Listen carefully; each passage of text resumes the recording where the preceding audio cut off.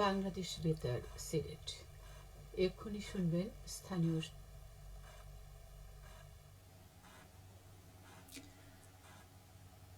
আসসালামু আলাইকুম। বাংলাদেশ বেতার সিলেট সংবাদ পড়ছি কুমকুম হাজারা মারুফা।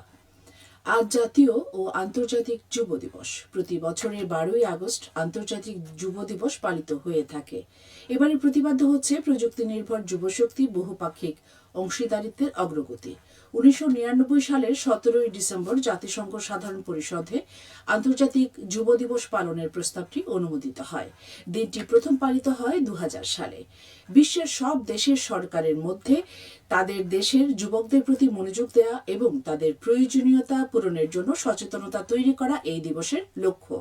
বিশ্বের সব দেশকে যুবকদের প্রতি মনোযোগ দেওয়া এবং শিক্ষা ও স্বনির্ভর হওয়ার পথে তাদের সাহায্য করা সরকারের কর্তব্য। এই উপলব্ধিটুকু স্মরণ করিয়ে দিতেই প্রতি বছর দিবসটি পালিত হয়। এই উপলক্ষে সিলেটের যুব উন্নয়ন অধিদপ্তর ও জেলা প্রশাসন যৌথভাবে র্যালি, আলোচনা সভা, যুব পদক প্রদান, বৃক্ষরোপণ সহ নানা কর্মসূচির আয়োজন করেছে। যুব দিবস পালিত হয়েছে সুনামগঞ্জে। দিবসটি উপলক্ষে আজ সকালে বের করা হয় র্যালি, পরে অনুষ্ঠিত হয় আলোচনা সভা। এতে প্রধান অতিথি হিসেবে উপস্থিত ছিলেন জেলা প্রশাসক ডক্টর মোহাম্মদ ইলিয়াস মিয়া। জেলা প্রশাসন এর আয়োজন করে। চলতি বছরের এসএসসি ও সমমানের পরীক্ষার উত্তরপত্র পুনর্নিরীক্ষণের ফল প্রকাশিত হয়েছে। এতে ফলাফল পরিবর্তন হয়েছে সিলেটের 221 জন শিক্ষার্থীর। নতুন করে জিপিএ 5 পেয়েছে 22 শিক্ষার্থী। এছাড়া ফেল থেকে পাশ করেছে 30 শিক্ষার্থী। সিলেটে শিক্ষা বোর্ড থেকে পাওয়া তথ্য মতে এবার 34,920 বিষয়ে 17,681 জন শিক্ষার্থী ফল পুনর্নিরীক্ষণের জন্য আবেদন করেন। এর মধ্যে জিপিএ 5 থেকে জিপিএ 5ই পেয়েছেন 25 জন। খাতা পরিবর্তন হয়েছে 636 শিক্ষার্থীর। এছাড়া অন্যান্য বোর্ডের শিক্ষার্থীদের মোবাইলে মেসেজের মাধ্যমে পুনর্নিরীক্ষণের ফলাফল জানা যাবে। গণঅভ্যুত্থানে শিক্ষা প্রতিষ্ঠান থেকে শহীদ ও আহত জুলাই যোদ্ধা সম্পর্কিত প্রবন্ধ সহ অন্যান্য তথ্য পাঠানোর আহ্বান জানিয়েছে মাধ্যমিক ও উচ্চ মাধ্যমিক শিক্ষা অধিদপ্তর। আগামী 20 আগস্টের মধ্যে নির্ধারিত ইমেইলে এই প্রবন্ধ পাঠাতে হবে। মাধ্যমিক ও উচ্চ শিক্ষা অধিদপ্তরের সহকারী পরিচালক মোহাম্মদ খালিদ হোসেন স্বাক্ষরিত এক চিঠিতে এই তথ্য জানানো হয়েছে। চলতি বছরে এসএসসি সমমান পরীক্ষায় উত্তীর্ণদের বৃত্তি দেবে সরকার। নিয়মিত শিক্ষার্থীদের রাজস্ব খাতভুক্ত মেধাবৃত্তি ও সাধারণ বৃত্তি প্রদান করা হবে।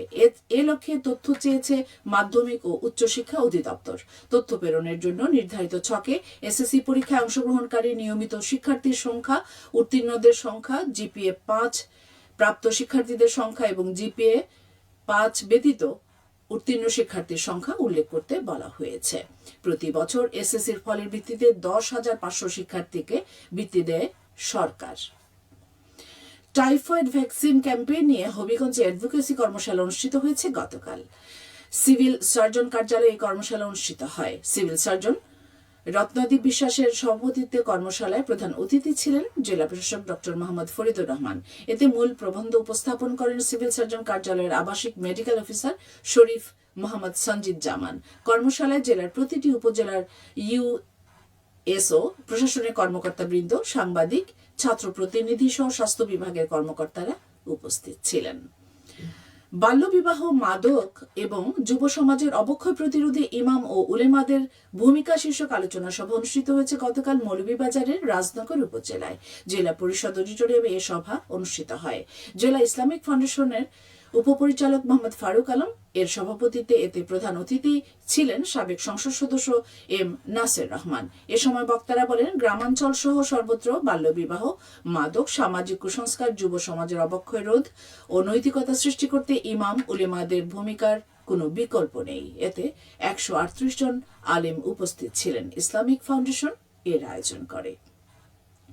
দীর্ঘ 21 বছর পর অনুষ্ঠিত হচ্ছে সিলেট এমসি কলেজ ছাত্রদলের কাউন্সিল ও সম্মেলন। দুপুরে কলেজের কেন্দ্রীয় মিলনায়তনে সম্মেলনে উদ্বোধন করেন ছাত্রদল কেন্দ্রীয় সংসদের সভাপতি রাকিবুল ইসলাম রাকিব। কাউন্সিলে মোট ভোটার 639 জন। এর মধ্যে সভাপতি পদে 5 জন এবং সাধারণ সম্পাদক পদে 4 জন প্রতিদ্বন্দ্বিতা করছেন।